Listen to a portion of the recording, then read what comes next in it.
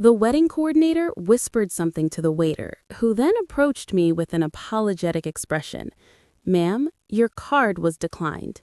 I stood there in my wrinkled dress, makeup smeared from crying earlier, while my new husband's family filled their entire section of chairs. On the other side, row after empty row gaped back at me like open wounds. My best man leaned in, voice low. Looks like her family isn't coming after all." That's when reality crashed down. They'd actually done it. My parents, my brother Jake, they'd really ghosted my wedding. I'm Emma, 28, a marketing coordinator who spent 3 years saving for one perfect day. Not extravagant, just meaningful. I wanted everyone I loved in one room, happy for me. My older brother Jake was the golden child. Charming, flashy, always the center of attention. I was just reliable Emma, the one who remembered birthdays and helped with emergencies, the one who could be counted on, and therefore, the one who could be taken for granted. 6 months before the wedding, everything seemed fine. My mom helped pick flowers, she came dress shopping, Jake even offered to walk me down the aisle since Dad's back was acting up. "This is going to be beautiful," Mom said, squeezing my hand. "We're so proud of you." Then, 2 weeks before the big day, Jake called. "Hey, so funny story. My buddies just booked this amazing trip to Europe, same weekend as your wedding. Crazy timing, right?" My stomach dropped. "Jake, you can't be serious." "Come on, Em, it's a once-in-a-lifetime opportunity. You'll have other celebrations."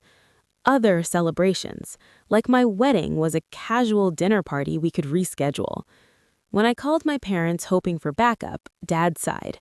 "Emma, it's just one day. Jake's been stressed. He needs this vacation."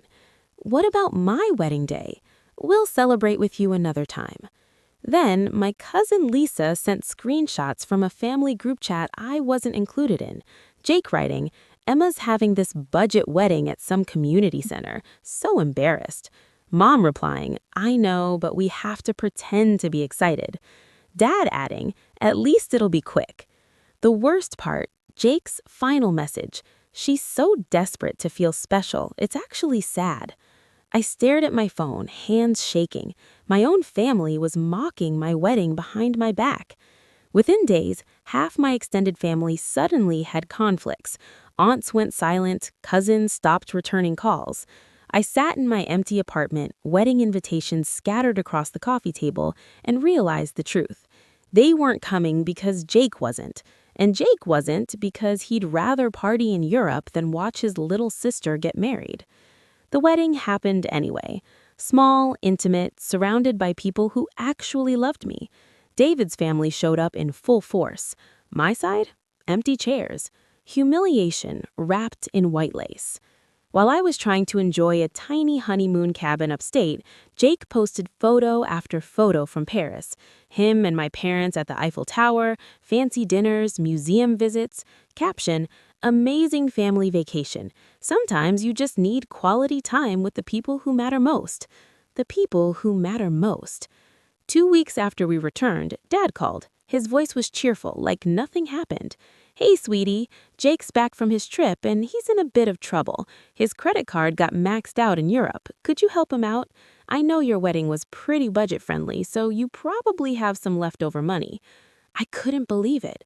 "You want me to pay for Jake's vacation debt, the vacation he took instead of my wedding day? Don't be dramatic, Emma. He's family." "What am I then?" Silence. Then, "You're being selfish. Jake needed that trip. You'll have plenty more anniversaries." I hung up, blocked them all, changed my number. For the next 2 years, David and I focused on us. We took weekend trips. I got promoted. We adopted a dog. Life became peaceful without their constant criticism. But here's what they didn't know. My budget wedding had freed up serious money.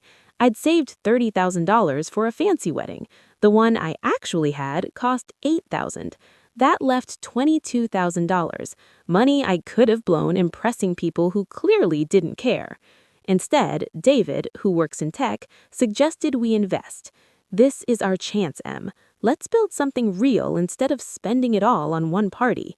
So while my family sipped champagne in Paris, posting about their amazing bond, we watched our portfolio grow. Bitcoin surged, tech stocks doubled. 2 years of steady growth, reinvesting profits, living below our means while they continued their expensive, debt-fueled lifestyle. Our investments hit $150,000. David came home grinning. We should celebrate. Something fun. Something that shows we're doing just fine without them. That weekend, we went to the Lamborghini dealership. When I saw that bright yellow Huracan in the showroom, my heart stopped. She's got 630 horsepower, the salesman said, 0 to 60 in 2.9 seconds. David squeezed my hand. What do you think?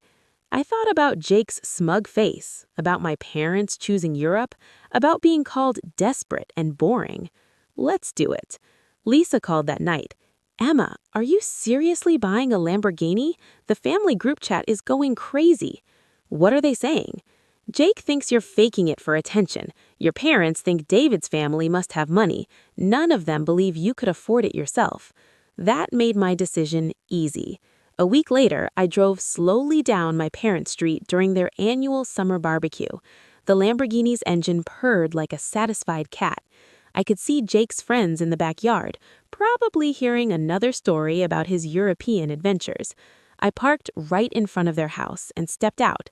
The car door closed with that perfect Lamborghini thunk, the sound of exactly $150,000. The backyard went silent. Jake appeared at the gate, beer in hand. His face cycled through confusion, shock, and something that looked like panic. Wait, whose car is that? I smiled. Mine. What do you mean, yours? I mean, I bought it yesterday. Mom rushed out, Dad right behind. A crowd of relatives and neighbors gathered on the sidewalk. Jake's voice turned defensive. Come on, Em, did you rent this? You don't have to pretend for us. Why would I pretend?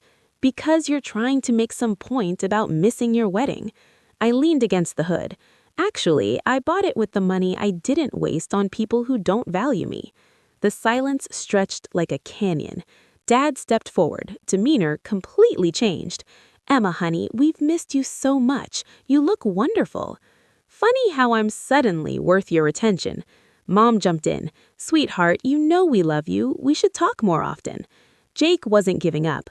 Look, I'm starting this new business. We should talk. I could use a partner with your resources. Family supporting family, you know? I laughed. Actually laughed. You want to talk business now after calling my wedding desperate and boring? His face went red. Lisa showed you those messages? She showed me everything. Every cruel word, every joke at my expense.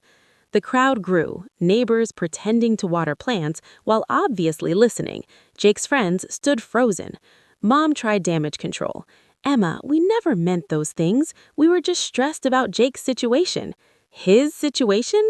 The debt? The business problems? You supported his trip for his mental health on my wedding day. Dad stepped closer to the car. This is beautiful, sweetheart. You've done so well for yourself. I've done well without you. Jake made one last desperate attempt. Look, we're family. We stick together. What's yours is mine, right? I got back in the driver's seat and started the engine. The V10 warned for life. I rolled down the window. Jake, some things aren't worth sharing. I pulled away from the curb. In my rearview mirror, I watched them standing there in stunned silence, finally understanding what they'd lost. Within an hour, my phone buzzed with texts from blocked numbers. Dad, we should talk soon. Family dinner this weekend. Mom, I've been thinking about you so much lately. Jake, hey, let's grab coffee and discuss that business opportunity. I deleted them all. 3 months later, Lisa told me Jake's business collapsed. He'd convinced relatives to invest, then lost everything. My parents took out a second mortgage to cover the money they'd loaned Jake. Meanwhile, David and I bought our first house, with a 2-car garage perfect for the Lamborghini and his Tesla. I never responded. Not to birthdays, not to holiday cards, not to Mom's voicemails crying about how much she missed me. Because I'd finally learned something important. Their silence never hurt me. It freed me. I used to lie awake wondering why I wasn't enough for them, why Jake's happiness mattered more, why showing up for family only worked one way. But sitting in my new kitchen, watching David make coffee while our dog played in the backyard, I realized I'd never needed their approval to build a beautiful life. For once, their silence didn't hurt me. It freed me. Where are you watching from? Drop it below. If you've ever had to prove your worth to family who underestimated you, share your story. Sometimes the best revenge isn't getting back at people who hurt you. It's building something beautiful without them and realizing you never needed their permission to shine.